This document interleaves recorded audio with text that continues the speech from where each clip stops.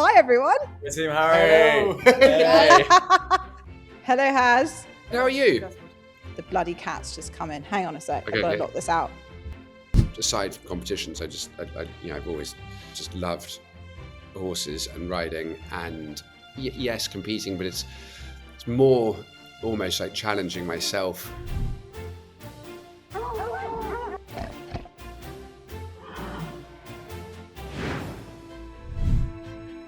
Hello and welcome to the Farmette podcast. I'm your host, Tamara, and this is a show where we talk about the importance of the countryside and how it has shaped my guest's life. I have asked my guests to choose from a selection of themes from the countryside that have directly impacted their life. Today's guest is one of Britain's most accomplished and respected event riders and someone I'm very proud to call a friend. In 2025, he achieved an unprecedented 6 clear inside the time rounds at Burghley, Kentucky and Badminton consecutively, and was crowned FEI World Number One following that string of top-level results, of which he still holds today.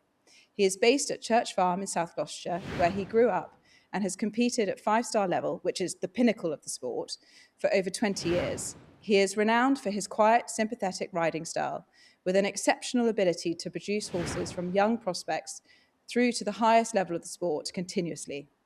He became a silver medallist for Great Britain at the 2014 World Championships and has completed Badminton and Burghley 32 times, remaining the youngest rider to ever receive the Armada Dish for 5 badminton completions. Alongside his competitive career, he is a BBC eventing commentator, writer for leading equestrian publications, and a long-standing member of the world-class squad. Despite the prestige of being world number one, his ultimate ambition is to win Badminton, Burghley, and Olympic gold. HarryMeade, this is your rural life. Welcome to the Farmette podcast. Thank you for having me. I am so sorry that I have dragged you away on your one weekend off. For the listeners that don't know about eventing, the season starts in March, does it? Early March, 1st of March. Yeah, and then goes through to the end of the summer, sort of early... End of October. End of October, and it is full on, isn't it? And this is your one weekend off, and you very kindly agreed to speak to me. But could you start by just explaining very briefly for our listeners what eventing is? So eventing is it's a sport which is effectively the triathlon of the horse world. So we compete the same horse in 3 disciplines consecutively. So we do the dressage first, which is about trainability and balance. It's like doing a floor routine in gymnastics. And then the cross country, which is the main sort of central part of the competition, which is it's about the bravery, speed, endurance of galloping around under the pressure of time. A cross-country course at the top level is about 4.5 miles long. And then on the final day, we do a show jumping round. So it's basically the build-up of intensity, isn't it, of riding your horse through those different sections. And it's a sort of complete all-round partnership. Is the idea. So my opinion of eventing, and for listeners, if you don't know already, I'm slightly obsessed with the sport. Terrible at doing it, but lover of watching it and supporting it. And my opinion is that it should really be classed as an extreme sport, I think, a bit like kind of off-piste skiing. Do you think it is potentially one of the most dangerous sports that you can do, or if not the most dangerous sports you can do? I think there's an element of that, and that it's easy to see that as a negative, but actually you take that away from the sport and it would lose its appeal, not just to spectators and things like that, but very definitely to the participants. And it's because of that we love it so much, and there's a reason why so many people go skiing or rock climbing or because that is that edge of danger. Yeah, it's the edge of danger, and when done well, it's amazing. But there's obviously if it doesn't go well, there's an element of risk. But we live in an increasingly sanitized world, and it's good to keep it there. Good to sometimes look risk in the face. Yeah, well, it's got all the ingredients of a sport that should, grip the public, as they say. It's got bravery, horsemanship, jeopardy, skill, and not only that, but like deep bond between you, the rider, and your horse. Why do you think it's still slightly misunderstood and not celebrated by a wider public in the way that sort of other elite sports are. I think there's always going to be challenges. Not everyone understands about riding horses in an increasingly urban world. That's going to only ever be more and more the case. Yeah. But with that, it creates an individuality that does make it special, and it's it has a great following. It is a minor sport, and it always will be a minor sport. But at the same time, it's a really exciting thing to watch. But it does take time. They've tried different formats to try and condense it. But actually, the 3-day event, which is the sort of the purity of the sport, and the one that has endured for good reason, not because of commercial strategy, putting it at the center of the focus, but more because it's what actually delivers the purest, most exciting form of the sport. It does take time, so it's not like tuning in for a 20-minute competition. It's drawn out over several days. Yeah, which actually I think is almost like a positive thing, because once you got someone in, they're in. It's sort of, you can't sort of flick in and out. You're sort of, once you're in that door, you've got the whole weekend there, and you're completely sort of engrossed in it. Yeah, I mean, it's an experience, not just a show. So, you go to Kentucky or Burghley or Badminton, and people are there for 3, 4, 5 days, and it's like a holiday. It's a holiday, but it's a real spectacle, and that excitement builds through it. And I think there's an understanding that it's quite hard just to fluke a good result. It's a cumulative effect, and the people who follow it closely, they're bitten by the bug, and it's a great spectacle, addictive. And that's why it's addictive. It does attract really big crowds. And it's a great spectacle. Yeah. What do you think in your mind, what could riders and organisers, broadcasters, fans do to help celebrate it more visibly and bring people who may never have grown up around horses sort of into it? Yeah, I mean, the first most obvious thing to me, and the problem is, this is when the commerciality pulls in a different direction in the short term. But I think for the greater good, you take down a paywall. You take down a paywall for watching it not on site, so that if you're trying to tap in and watch it, you make it as accessible as possible, and you unify the top events, so that people can, you're marketing to the same. You're audience, not operating in individual audiences. You combine them together, and people can watch it in a most accessible way. And whilst that might mean that you're X thousand subscribers who pay to watch it behind a paywall, you lose that revenue. I think in the long run, you would gain more revenue, by actually massively increasing the reach and being able to tap into other income streams off the back of that reach. Yeah, exactly. Because the more people you get, then more bigger sponsors come in, because they want that. Commerciality. But it's a little bit of a long-term strategy. But for the sport, if you want it to be long-term, which everyone does, and everyone involved does, then that is a brilliant way to look at it. So I know you, and I know that you're very analytical and scientific about the way that you ride and how you look after your horses. Have you always been that way? Yes, I probably have. I mean, it probably goes beyond horses, in that if you do something, try and do something, you might as well do it properly. And I think that it's a case of having that very inquisitive brain, where you're always trying to learn, but you're also always exploring. Intellectually, anything you can, or new ideas, and anything you can learn from, and then, making sure that if you learn from your experience as well as other people's experience, that you don't make the same mistake twice, and from that point of view, you keep refining everything. And it's the opposite of winging it.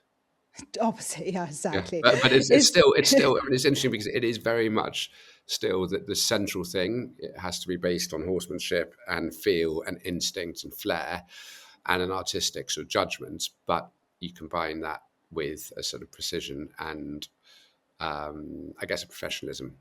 Yeah. Is there something else that fascinates you apart from sort of the horse species? Is there something else that you are completely fascinated by? Um, do you mean away from the sport? Yes, away from the sport. Yeah. I love classical architecture. Classical architecture, Mm. like as in stone bodies, marble, Yeah, yeah, yeah. pillars, So, all that kind of stuff. yeah, Anything. exactly, Yeah. exactly. Yeah, yeah. The That's ancient pretty world and the niche. That's Renaissance. pretty niche. Did you study that at school? Yeah, I did, but I think there's something again probably about the the beauty of it combined with the ingredients that you can use to create that beauty, which is like classical music and things. It's based around a set of principles and rules, but it's also there's a you know that sense of judgment and artistic flair that actually creates something that is Yeah, yeah, yeah. That makes their own mark. yeah. Yeah, I love that. Um, you've had some extraordinary highs in the sport, but you've also had some very tough setbacks. Has there been sort of one defining moment in your career that has shaped the person that you are now? Yeah, I think that the setbacks make you go one of two ways, Mm. and probably have shaped me into, I guess, revealing myself to me as being not going to take no for an answer.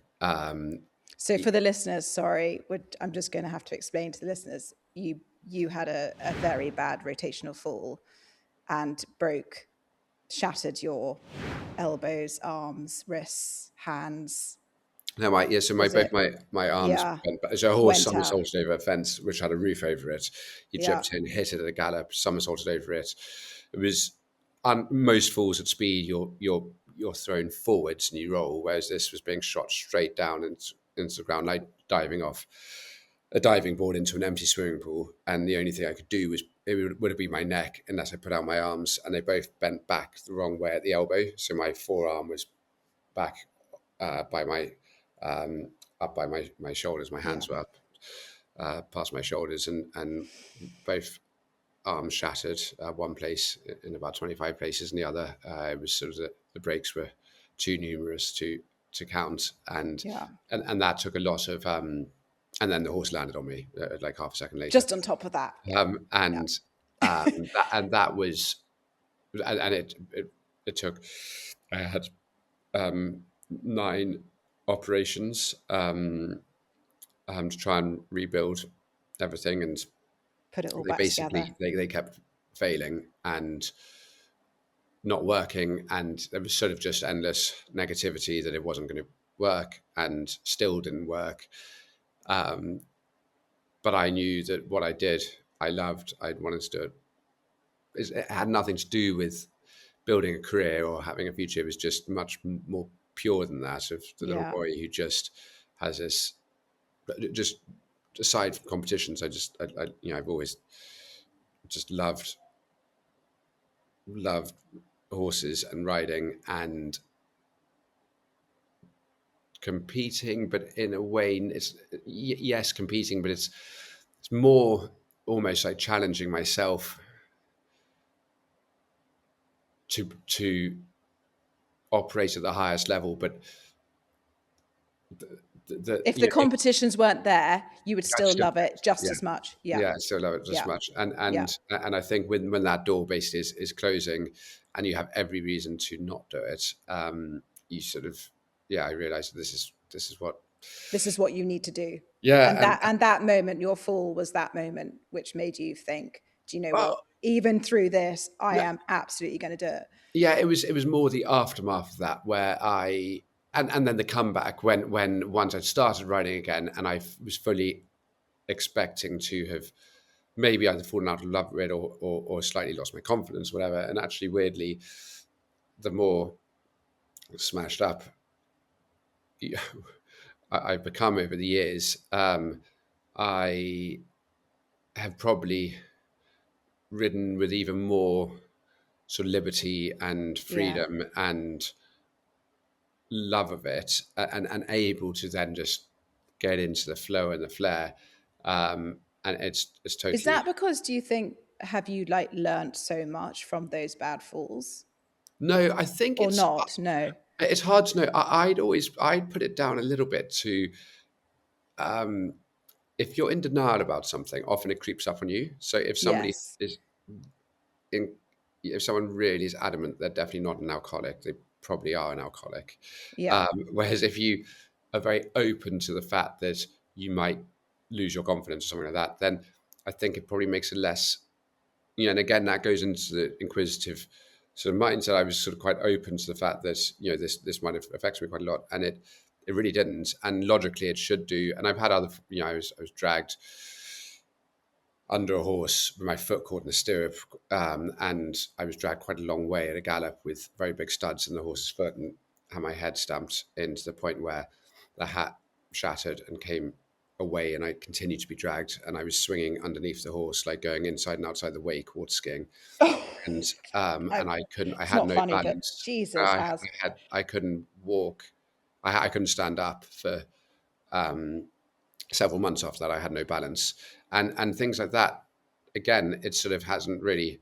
So I don't know the logic behind it. No, because I It's think to anyone that's normal would be like, you are a madman. Why would you ever get back on a horse after something so traumatic? But actually, for someone like you, where you are so professional, this is your life, this has been everything that you've lived for, you I don't can't think. see it like that. Yeah, but I don't think it's about necessarily being professional. People have said, "Oh, well, he does it because it's his career, and this you have to do this." But it's more than that. It's a little bit like getting back on. It's like getting up and walking again. It's Yeah, actually your legs are part for you, and actually getting back on a horse. It's part of who I am. you, It's part who of what you I. are. Yeah, Yeah, it's totally part of. Yeah, and I would always ride, and yeah. yeah, yeah. So we're going to start, we're going to step away from your eventing career and go into your rural life. And we're going to come to you with the person that you've chosen today. Who is the person that first taught you about the countryside, and why have you chosen them? So I think it was probably my grandmother, my mother's mother, who lived close to us, and she was a real countryman, and just from day one always taught. I've got a brother and sister who are either side of me, and we're all very close in age and get on really well. And they, I think all of us learned. We learned about different birds and different flowers, and right from when you're very small. But also, she got us dry stone walling and hedge laying, and Did anything she? like that. What a Yeah, when we were legend. small. So it was, and she was quite a sort of tough taskmaster, but we sort of learned and respected all of that kind of thing from a very young age. Yeah. And Was your grandfather still alive? no, he wasn't. Okay, so she slightly took maybe that position as well. Yes, yeah, and I think Yeah, it just I remember learning about learning about scent and learning about and anything, those sort of old wives' tales, but have a lot of truth behind them, and sort of remedies for things, and yeah, yeah, and just and stock, sheep, cattle, horses, dogs, sort of remedies for things. yeah. So were you outside pretty much 90% of your life We growing were up? the front door was always open. We were totally free range. We went as far as we could, and we came back when we were hungry. Yeah, so pretty feral. Yes. Has your place today, what countryside place feels like part of who you are, and why is it so meaningful?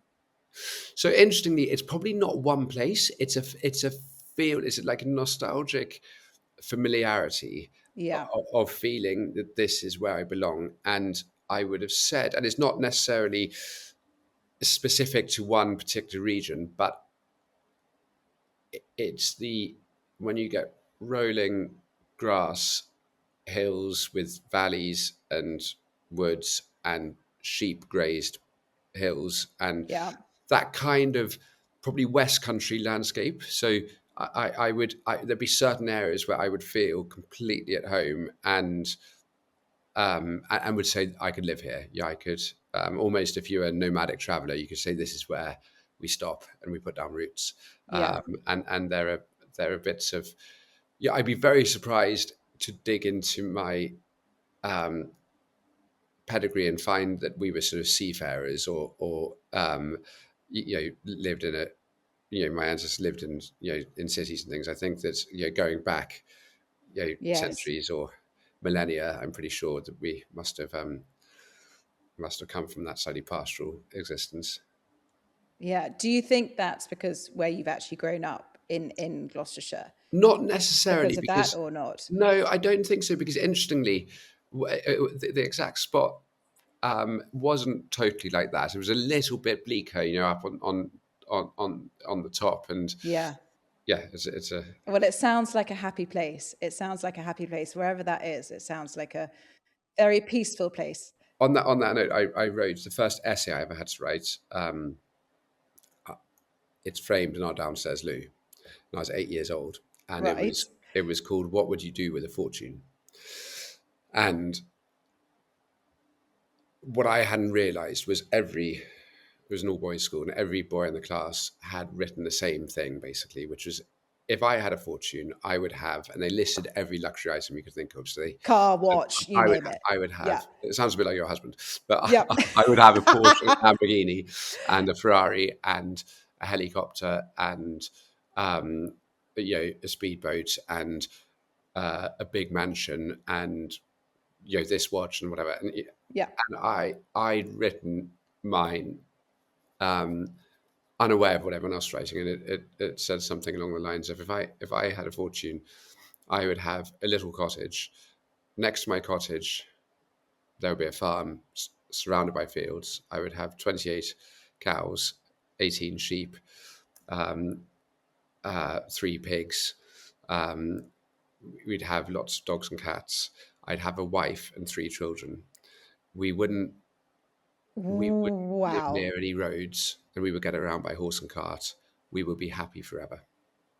Oh my God! So that was a slight sort of little window into how HarryMeade's brain works. My teacher burst into tears when she read it, and that's why she got it framed and gave it back framed, and that's why it hangs in our downstairs loo to this day.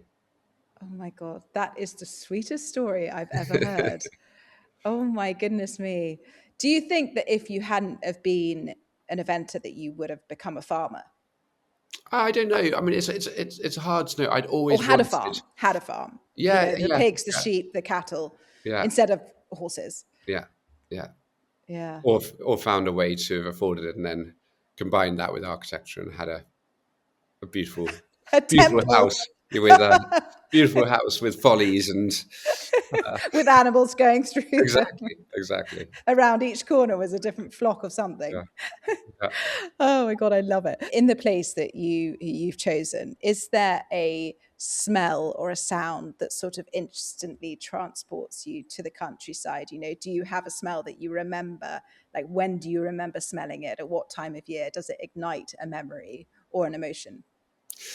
Yeah, I think there's the obvious thing, like different scents from different trees, in sort of May, June. But probably the biggest things I remember as a child hearing quite early in the morning when they used to move the sheep through the village. Yeah. And hearing the sheep all bleating very loudly as they came through the village, and I used to rush sort of tottering on the tarmac. Yeah, and I used to rush downstairs and run out and see them doing that. See, there's your farmer instinct again. Yeah, exactly. Yeah. Yeah, well, actually, I think it funny was enough, stock though. It was animals more than being an arable farmer.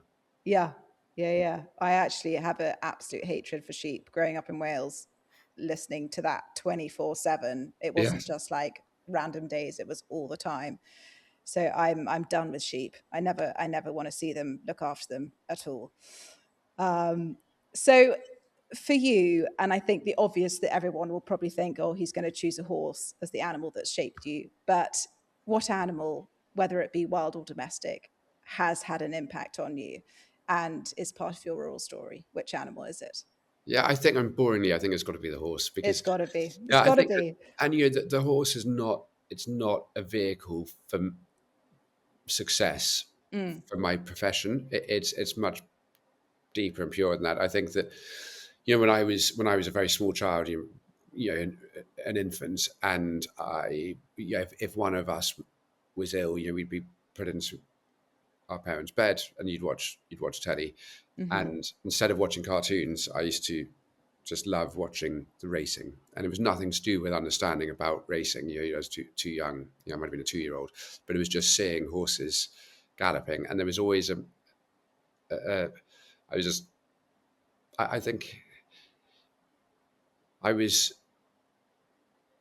I felt very at home, and for me, it's a little bit like almost a connection to. You don't have to hmm think. It's what I feel comfortable doing, and It's almost like you're part horse. It's well, like you it's have that complete understanding. there's certain bits that I have to work really hard at with everything, and then there's Hmm certain bits which it just feels so natural, and I think it's that sort of instinctive growing up with them that that's definitely shaped me, and I would struggle to have an existence without horses.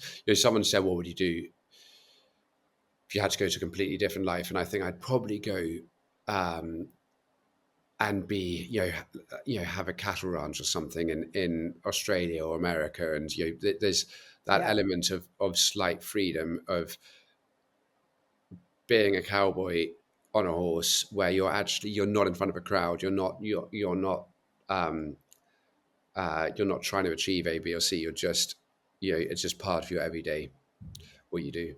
Yeah. Yeah. Cowboy Harry. Maybe there's still time, there's There's still still time time. to move There's to still time. America and become a Exactly. cowboy, I Exactly. have to say. Now, a couple of your, travels around the world, obviously in the UK, we can have some pretty horrendous weather, but you have traveled far and wide. Has there been a moment specifically when you're competing where the weather has been so dramatic that you've actually thought, crumbs, this is quite dangerous. I really should probably stop or not be doing this. No, I think that the weather it amplifies things. So it's not. I would always I would never ever ever miss a day's training through weather, just sort of out of principle. In the same way as I try to have a 15-second rule that you absolutely do not lie on the ground and say I'm hurt. If you end up falling off, you get up and you get back on. And in the same way as you don't miss a day's training. So if it's 38 degrees, or if it's if it's an absolute hurricane during Yeah, training, um, or snow on the ground or whatever, we find a way to you carry find a on. way. And in a way with competing, that's sort of when you get the benefit of that, because it's a little bit part of your nature that you rise to the challenge, you don't shrink away from it. So if it's hammering of rain, and by the minute the ground is getting deeper and the fences are getting bigger, Yeah. that's a great opportunity, rather than being That's something that you love. That's yeah, not maybe something that lots of other yeah, people love. yeah. But I think it's in every phase of the three phases. If the conditions are tougher, Yeah, it separates the field a little bit more. So that's totally. yeah, yeah. So in Okay. other words, the bad weather is your Yes, friend. yes, please. It's your friend. You'd Yeah, like bad weather. yeah. Now, for people that know you or for listeners that don't know you, I always see you with headphones in your ears. Is Is there some tunes going on in there, or is it sort of a bit more quiet, keeping everything calm? Or do you like to pump on some tunes when you're trying to sort of focus or concentrate? Is there a song? Yeah, so interestingly, actually, they're just a legacy of when I shatter my elbows, Okay. in that I couldn't get my hand, I couldn't use my arms at all, so I needed 24-hour care, and I couldn't speak on the phone. I couldn't answer a phone, for months and months afterwards. So I had, and in those days they were quite early. I had an earpiece on, which I'd have to press my head against a wall, or if I was in bed, against a pillow, to try and Really? answer it. And so that's why I started wearing them. And then it seemed ridiculous once you've done that for quite a long period of time. It seems a complete waste when you stop what you're doing to pick up a phone, to stand. And we all spend quite a lot of time dealing with stuff on the phone that actually, if you're not able to keep going and carry on doing what you're doing. So I always had headphones. So it's more convenience, but I'd listen to music, and I would listen to I might listen to podcasts. And the Farmette podcast. Yeah, obviously the Farmette, and I quite like history podcasts. I quite like to learn stuff, so I quite like a history podcast about a period I don't know anything about. More gruesome, the better. Oh, just educational. Just a window into something else, and it gives a little bit of perspective. What we do isn't that important. Totally, and like that, the world is way bigger than us. Big and timeless. Yeah, and there's so much more going on. So is there a piece of music that you associate with the countryside and thinking of the countryside? So I was at badminton, competing at badminton during the coronation a few years ago. And they kept, I think the coronation was on a Saturday, wasn't it? Yes, and they have to change the whole of badminton to fit round it. So we did the dressage on Thursday or Friday. Yeah. And then Saturday was a rest day, and Sunday was cross country, and Monday was show jumping. And Monday, exactly, because it was a bank holiday. It was a bank holiday, exactly. Yeah. And it was quite a wet year, and the ground was quite soft. And where you would normally gallop the horses there, just to give them a pipe, as in just on a hack? Yeah. Yeah, or to give them a pipe opener to get their heart and lungs going the day before the cross country. I went to where I thought there'd be quite good going, slightly firmer, up an incline. And they have loudspeakers, obviously, around the park for the crowds on cross country day. And because it was a rest day, there were no crowds there, but they were still broadcasting. They were broadcasting the coronation live. And I was on my horse, and as I was riding down to give this horse a gallop in a beautiful park it was a Capability Brown park that is timeless. It could be 400 or 500 years ago, wonderful old trees. It's a magical time of year in early May. And I had the music from the coronation was being broadcast live through the loudspeakers, and Zadok the priest, which is Handel's coronation piece, was playing. And as I turned to go into a gallop, it built up into this crescendo, which just no way! Oh my god, I've got goosebumps. Stand up, and there wasn't a soul in sight. There wasn't even, I don't think I could see any loudspeakers, so there wasn't even a man-made structure in sight. And I was just galloping through this park on a beautifully produced horse, just purring along in the most wonderful balanced gallop with Zadok the priest. I mean, that is ridiculous. That's an amazing story. There's not many people that can say they've done that. It was good. So that was a bottled memory. Yeah, that's one for the memory bank for sure. So we're coming to the end of this podcast, and there's just a couple more questions I'd love to ask you. And one is there something else in life that could match the adrenaline of riding round a 5-star cross-country track? Yeah, there probably is. I should give you a downhill skier. I think Yeah, if you were in battle, that would be similar. yeah. I haven't found anything else, and uh, and I think that's why a lot of sports are quite addictive because Yeah. I was going to say the next question is, are you yeah, addicted? Yeah. yeah. I think we all Yeah. are. Yeah. It's so hard, isn't it? Because once you get that feel, I guess it's completely like a drug. It is something that you want to chase that feeling. You want it again. You want it again. And I guess that's what's got you to the top. Yeah, yeah, and it's. I've always said, one of my aims is to become too busy doing something else to end up having time to keep competing. So it's almost Yes. finding that next chapter. But in the meantime, it's actually quite enjoying and making the most of those opportunities. I know one day I'll miss them when they're not there. Yeah, absolutely. And just a little bit of advice for a little amateur rider like myself, or for anyone else out there who is an amateur. What is the biggest mistake that we could make as an amateur rider that we need to look out for?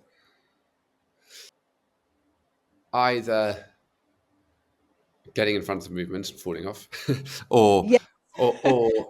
I'd say probably just it's about just things being super clear to a horse, and a horse understands.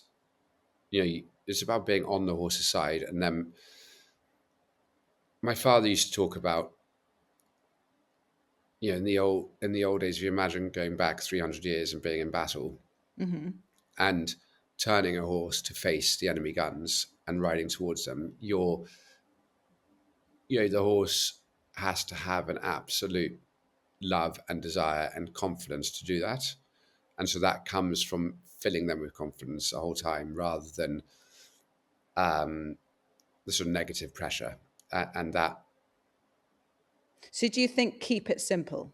keep it Like, simple, don't but also, overface yourself as an amateur. Don't yeah, just try and just keep it's. it simple where you're comfortable. I think taking Or yeah, each day, trying to make the horse a better horse, yeah, and then you've just filled that confidence again and again and again and again, and then there's no bounds to what you can't do. Whereas if you're so obsessed about the short term, you've got constant snakes and ladders where you're going up and falling down and going up and falling down.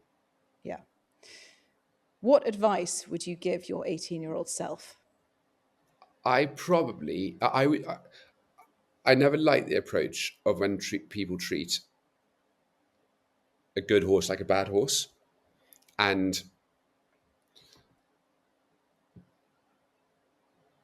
waste the latent ability in a horse, and don't and aren't able to fulfill their full potential. But I probably was guilty of almost the opposite, where I would devote so much time and attention to a horse that was never going to make it. So it was probably to be a little bit more able, Cut. and it's Yeah, still the same, to actually say, for someone to say, do you know what? You've only got so many horses you can ride, and do with that level of devotion that you at a time that you yeah, actually you're wasting your energy on this one. Yes, you can make it better, but it's probably not going to be good enough. And being a little bit more, someone say actually, that's probably not going to be the best use of your energy. Concentrate yeah, on the next one. yeah. And that's obviously something you've got very good at now. Yeah, Is but is I would still try and make a horse the best they can be, or encourage them to be the Yeah, best they can be. Sometimes when actually they're you're maybe then punching above that horse's ability, yeah. or you're carrying the horse. Through Yeah, you're actually through. doing Yeah, yeah, yeah, and yeah, actually sometimes it's It's better to say you're going to suit someone else. Yeah, you can be a nice mid-level horse, and we'll Yeah. go with something else. Yeah. Harry, I can't thank you enough for taking time to coming to speak to us. And I'd love to just ask you if there was one thing from rural life to take into the rest of your life, a habit, a value, a truth, what would it be? Probably perspective, and I probably say that because I'm guilty of not having it. I'm guilty of looking down a microscope at the detail of the here and Yeah. now, and your aims and your ambitions and the stresses, and what you're trying to achieve, and what your long-term goals are. But it's the perspective of that we're in a rural life, but in every life we are ants crawling over the face of a rock, and that rock has existed for millions of years before us, and it exists for millions of years after us. And actually, what we do, we will be forgotten pretty quickly. We remember our grandparents. We probably know our great grandparents by reputation. You might know a few basic things about them, and after that, the familiarity sort of disappears. So actually, Yeah. sort of go with it a little bit, and But it's very easy to say that, like, as in we can say that, but for you, who is a top athlete, the reason why you are a top athlete is because you do look at the detail. You are that tunnel focused. So actually, that's why you are who you are. But also, this is where if you ask someone, a child or teenager or a young professional or something, in any walk of life, what is your aim in life? And some people Yeah. it might be to do with a career. Some people it might be to do with like a passion. Some people it might be making money. But actually, and in sport, there's a very obvious definition of success in a fairly binary sense. But I think we all probably need reminding sometimes that actually does all of that lead to happiness, and sometimes it's quite good just to step away Yeah. and get some perspective, and that's Yeah. what the rural world is quite good at doing. Yeah. I love that, Haz. Love that. Thank you very, very much for joining me today on the Farmette podcast, and good night. Thank you for having me.